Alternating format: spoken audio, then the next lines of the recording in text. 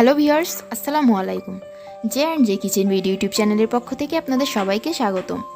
নতুন আলু দিয়ে আলুর দম খাওয়ার স্বাদই কিন্তু আলাদা। অন্য আলু দিয়েও আলুর দম করা যায়, তবে নতুন আলু দিয়ে করা সবথেকে বেশি মজাদার। তাই আজকে আমি আপনাদের তৈরি করে দেখাবো নতুন আলু দিয়ে আলুর দম। আমি আশা করছি রেসিপিটি আপনাদের কাছে ভালো লাগবে। ভালো লাগলে ভিডিওতে একটা লাইক দিবেন এবং চ্যানেলটি সাবস্ক্রাইব করে পাশেই থাকবেন। তাহলে চলুন রেসিপিটি দেখে নেওয়া যাক।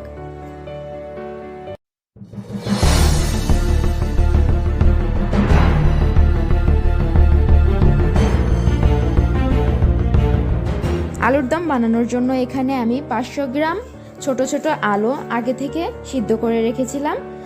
তো এখন আমি আলুগুলো রান্না করে নেব।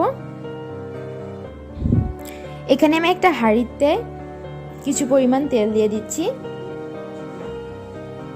এবার এর মধ্যে দিয়ে দিচ্ছি 2টা এলাচ, 2টা লবঙ্গ এবং 2টা দারচিনি, দিচ্ছি 2টা তেজপাতা। এবার আমি এটা একটু ভেজে নিচ্ছি। দিচ্ছি 1 চা চামচ 5 ফোড়ন, দিচ্ছি 1 টেবিল চামচ রসুন বাটা,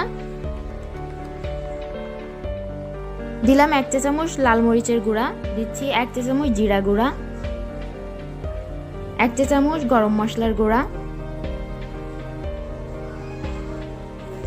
আর হাফ চা চামচ হলুদ। এবার আমি সবগুলো মশলা একত্রে ভালোভাবে কষিয়ে নিচ্ছি।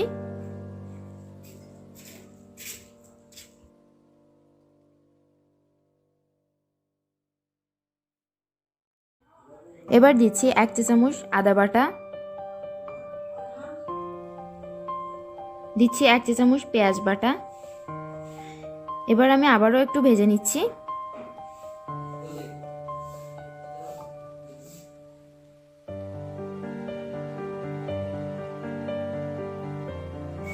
একটু নেড়েচেড়ে নেওয়ার পর এবারে দিচ্ছি হাফ কাপ টমেটো কুচি আর দিচ্ছি স্বাদ মতো কিছুটা লবণ। এবারে একটু নেড়েচেড়ে নিচ্ছি।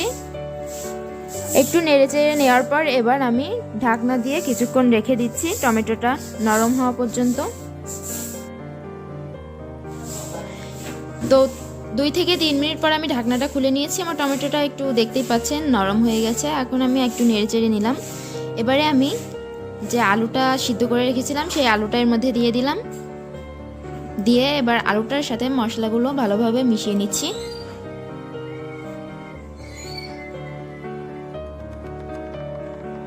এবারে আমি এর মধ্যে অল্প পরিমাণ পানি দিয়ে দিচ্ছি, আর পানিটা খুবই অল্প দিবেন, বেশি দিবেন না।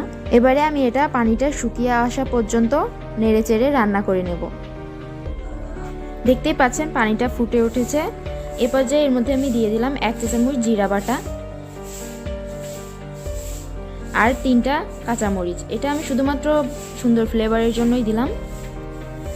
এবার আমি আবারও কিছুক্ষণ ঢাকনা দিয়ে রেখে দেব। কিছুক্ষণ পর আমি ঢাকনাটা খুলে দেখছি, দেখতে পাচ্ছেন এটা একটু শুকনো শুকনো হয়ে এসেছে, মানে আমার প্রায় রান্না করা হয়ে গেছে। তো এ পর্যায়ে আমি একটু নেড়েচেড়ে নিচ্ছি।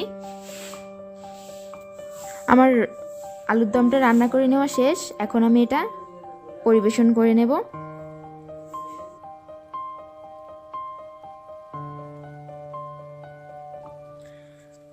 তো আমার আলুর দমটা বানিয়ে নেওয়া শেষ।